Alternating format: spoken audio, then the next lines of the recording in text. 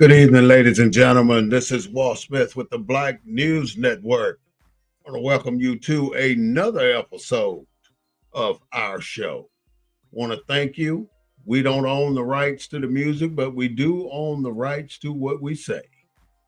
Today, we're going to talk about a few things that's a little off of what we normally talk about. So bear with me and let's get it cracking and let's get where we need to be. This is January 24th, 2024. We're in a new year and we're expecting things to change. In order for these things to change this year, we got to change them ourselves. And if we don't change it ourselves, it's not going to change. Things have to get better for us. The liar know the lies they told. Those are the people that already have hidden our history, have already denied us access to what we're entitled to, denied us, and denied us. We're entitled to a comfortable job market. We're entitled to a comfortable place to live. We're entitled to a comfortable just about everything. We should have what we need to survive. You know, I dealt with a few Black people this week, and I came to terms with a belief that people want to assimilate so bad into this culture of America. They would easily forget who they are and where they descended from. And that kind of just made me drop my jaw because I could not believe people would be willing to give up their ancestry just so they can get along. What do they say? Go along to get along. And that's what they do. They go along to get along. And going along to get along don't do us any justice. I mean, it'll do the person that's going along to get along justice, that one person. But for the 925 other ones, it's not going to do us any kind of good at all. So when we run into situations where they don't allow us to get where we need to be, and then we decide we're going to go ahead and assimilate into their culture so we can get there, then you're leaving everybody else in your culture behind. So I ain't trying to be politically correct. I'm being unapologetically Black. And if the people don't like me being the way I am, unapologetically Black, then to hell with them. Because I'm going to tell you what time it is, and I don't give a damn how you feel about it. And a lot of people want to think that just because this is America, we got to bite our tongue and lower our eyes to the ground. This is the same shit they try to make you do down in Mississippi when you're dealing with the white man. Look at the ground, and you better not raise your voice. The hell with all that bullshit. That ain't happening in 2024. It didn't happen in 2023, and 20 years before that, it didn't happen. You got to stand your ground sooner or later, Black man, and stop kissing ass and eating cheese all the damn time. I see where you're coming from. You want to make it, you want to be like everybody else. But the bottom line is they not gonna treat you like everybody else gonna treat you. You're gonna have to get it together and understand that the only person gonna treat you like the people you are your own people. Because they don't give a damn about you. And they don't give a damn about themselves. Look how our dear leader did last night talking about the lady in the other house over there. That's a damn shame the way he talked about her in a dress. But that's how he operates, and I don't know how else you can put that, but other than it being a racist and a bigot, you know. And there are many people out here today, black people, that are afraid to call a white man a racist and a bigot. It is what it is.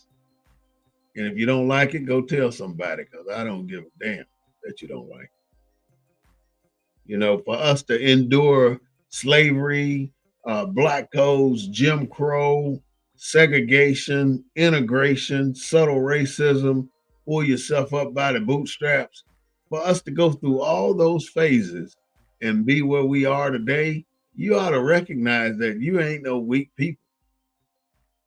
You're very, very strong and qualified people to do every damn thing. But as long as you allow yourself to be played back down to less than they are, then by all means, sit your little black ass down, boy, because that's exactly the kind of treatment you're going to get when you put yourself in that position. You're going to get called a nigger. You're going to get called everything else behind your back. And then some of y'all going to get called that to your face. And you're going to get called it to your face because you want to laugh with them when they tell a black joke. Sooner or later, you get the message. You'll get the picture that you are not like them. You're not like them. There's a whole nother arena that you need to do and be as a black man. I don't know if you need to know all of this, but it's good for you to know because there's two things you should know.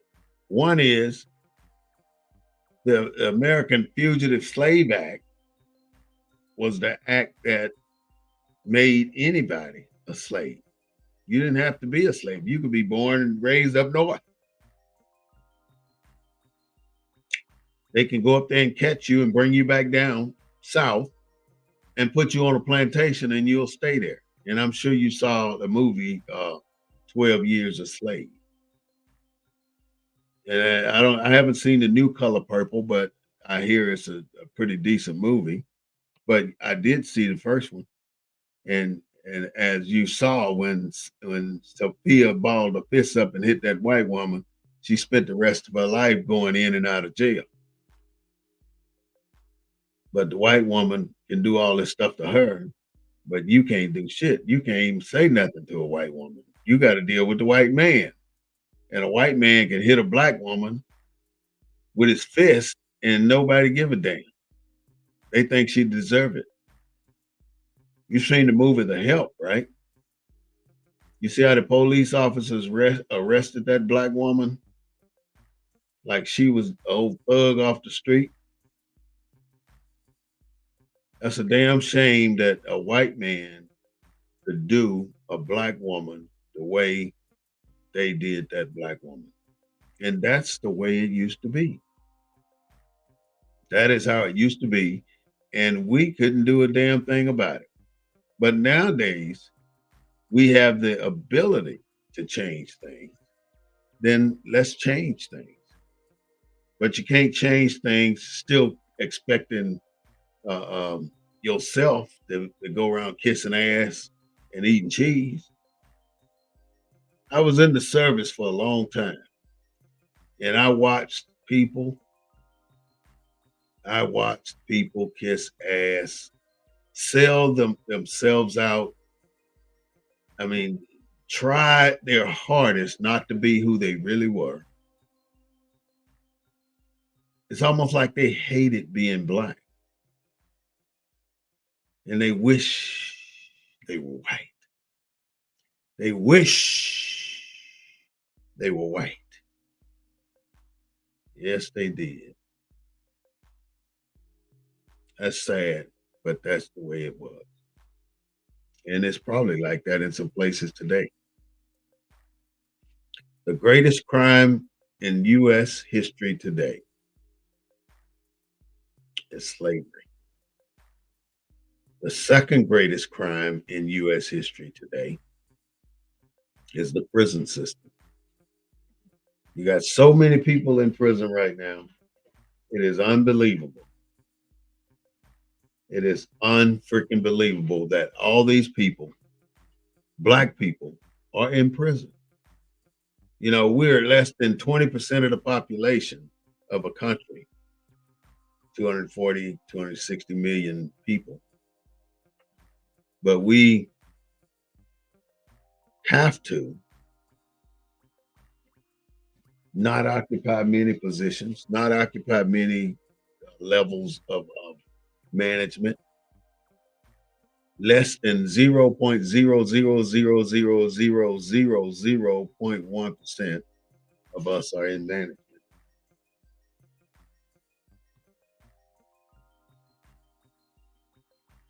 Out of all the millionaires in this country, we don't even stack up to 2% as a people.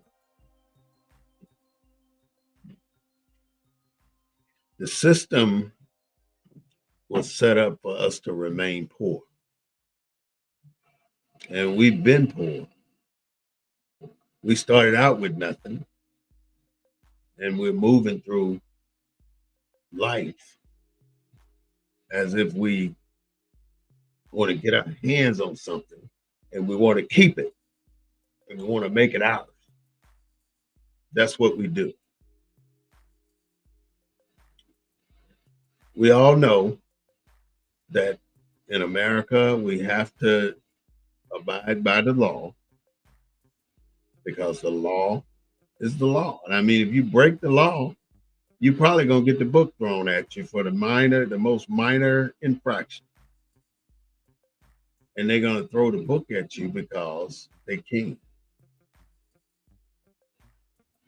You know, when you think Karens have the authority to chase you down and shoot you and kill you and not go to jail behind it,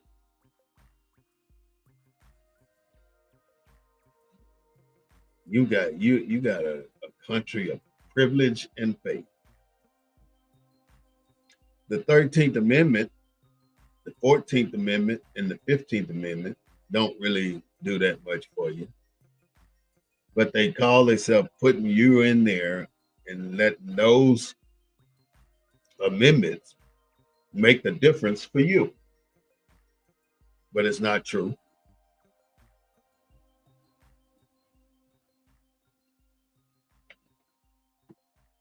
Those are amendments to the Constitution. So that means that the Constitution had to be written already to omit you, for them to now try to include you. So at one point in time, you couldn't vote, you couldn't sit at the counters in restaurants. And, you know, I know you wanted to make a point by sitting at that counter, but look at the beatings that you and my ancestors suffered for trying to do that. It ain't always good. All counters ain't always good counters. So it's just a situation where you, as black people, should realize that you don't belong in certain places. You want to sit at that counter, but you ain't gonna eat that food. You don't want that food. You know it's nasty. Without a doubt, the food is nasty. But that's how it works. You want to make sure you got access to it. But did you do that for your future generations? because we don't want to go sit in no damn Walgreens and eat no damn hamburger or no corner store and eat no hamburger. We don't want to do that. I think the only way we can fix this situation in this country is by politics. And you know, many of us don't like politics, and that's okay. But that don't mean we all should not like politics. Because if we don't vote and we don't want to hold office, then we really ain't got nothing. In America, we don't make anything. So everything we do, we buying, we're sending money out, you know, and we are selling our bodies and our souls to bring money in. That's how we do it.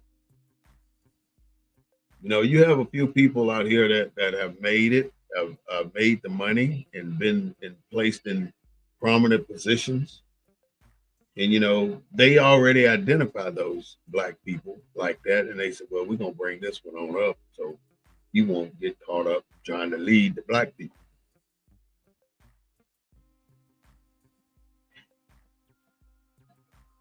That's how we do it. In that movie, The Help, which I mentioned a few minutes ago, there's a lot of black movies out. The Help is one. The Django is another. Um, the Help, the Django, um, 12 Years a Slave, Color Purple, Harlem Nights, and you can go on and on and on and on. And in each one of those movies, they'll show you some little bitty things of minor. Some had really terrible racism, and some had subtle racism. But that part that Samuel L. Jackson played in the Django, that was like the worst of the worst of the worst. They made sure he really played that part.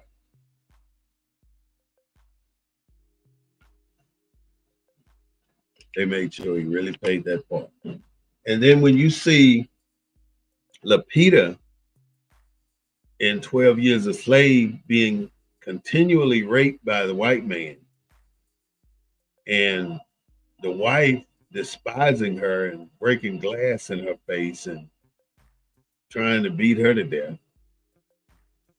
What do you, I mean, how does that, I mean, that is what happened. That is what happened.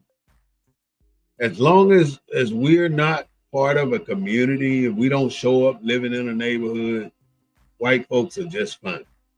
And you've seen it, and I'm sure you probably experienced it too, where you move into a neighborhood, all the white folks leave, and then before you know it, all the black folks are in the neighborhood.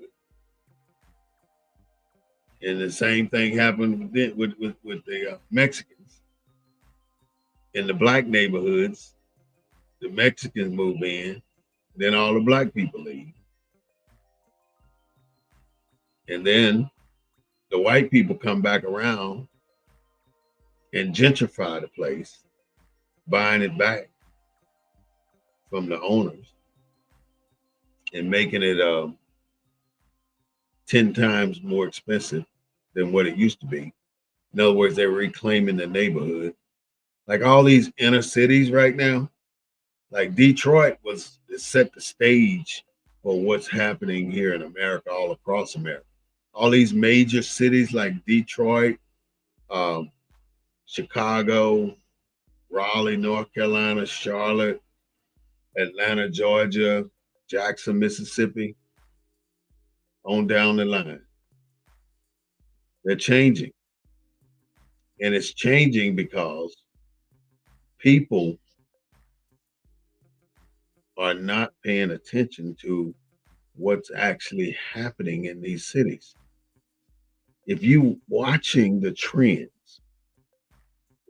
you watch the changes, you watch the focus. For instance, on some jobs, if you work in a job, you're making damn good money, right? And the organization decides that you're making too much money. So what they're going to do is start moving you out of those jobs, leaving you in those jobs and moving the people that they want to retain out of those jobs. And then all of a sudden they're going to hit you up one day and say, yeah, we're going to outsource this department. Here's the application to the company we've outsourced to. You can sign on with them. If you don't want to sign on with them, you got 30 days. You're the last, you're the last to get hired, the first to get fired, and the first one to be overlooked. It doesn't matter how good you are at your job. And what I found out in the late 70s, in the early 80s, is that Black people would much rather show who they are through their performance rather than ask for what they want. And white people would much rather ask for what they want rather than be a damn good worker or whatever, being a good career person or doing the job, whatever the job may be. They'll ask for the money before they do any damn thing. They want to get paid up front. They want to know that they're making the money up front.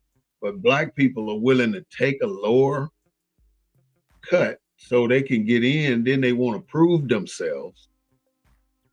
And then they go looking at the white man like a dog with a bone. Are you gonna give me more money? Give me some more money. And the white man ain't giving a damn about your work performance. He don't care. As long as you don't make any ruffle any feathers for the white man, you fine. But the moment you do, they send your ass home on leave.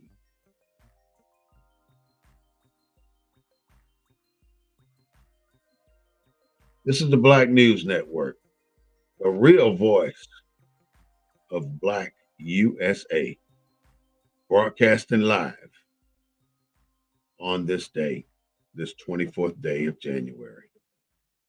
I want to say thank you so much for listening. And you can join us on TikTok, BNN247, as well as Twitter, BNN247, Facebook, BNN247, YouTube, BNN247. Subscribe, and you can always make donations. We'll be back Sunday with a full broadcast.